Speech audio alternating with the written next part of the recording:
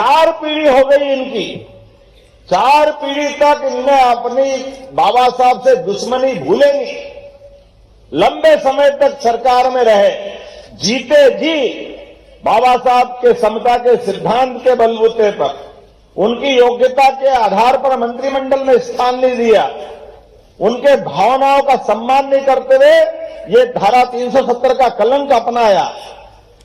लोकसभा जिसके संविधान के लिए बाबा साहब अध्यक्ष बने थे, सही कहा लाल सिंह जी ने, चुनाव में निर्वाचन के समय तो उस समय कई सारे दलों के लोगों को जोड़ करके मंत्री बनाने की बात है, लेकिन मेरे से ज्यादा कोई सुयोग्य आदमी आगे नहीं बढ़ जाए।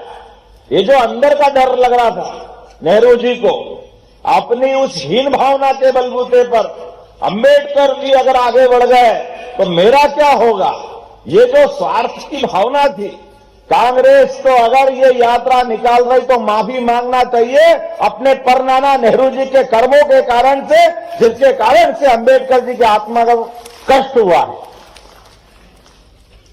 कोई कारण नहीं था, अंबेडकर जी ने अपनी पार्टी खड़ी करी, चुनाव लड़ने गए तो चुनाव में संकट खड़ा करा, ये इनके इन प्रकार इन कुछ भी करके किसी को हराओ मत हराओ, अंबेडकर जी लोकसभा में नहीं आना चाहिए।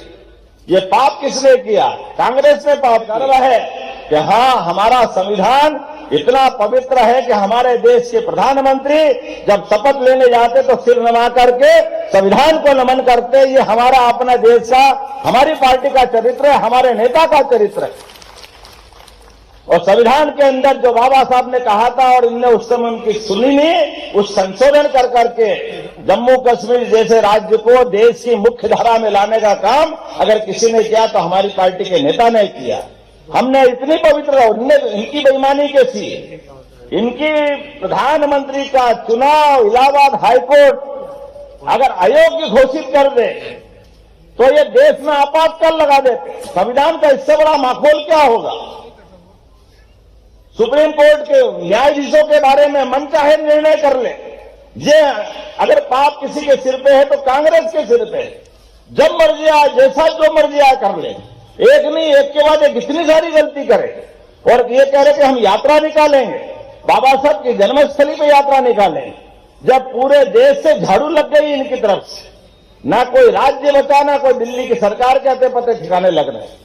एक के बाद एक सरकार, दूसरी सरकार, तीसरी सरकार, जब सब दूर से चले गए, वो जितने साथ आए वो भी छोड़ के भाग गए, तब इनको लगा जमीन पकड़ना चाहिए, तो ये नकली बगुला भगत के रूप में यात्रा निकाल रहे हैं। देश की जनता और प्रदेश की जनता इनकी सारी करतूतों को जानती है। निश्चित रूप से आज संविधान गौरव दिवस के अभियान में हम सब अलग जगह जानकारी लाए, सबके बीच घर घर ये बात पहुंचाए। इसी अभियान के अंतर्गत ये कार्यक्रम किया गया था। मेरी अपनी ओर से सब बंधुओं को नमस्कार, बहुत बहुत धन्यवाद। भारत माता की जय।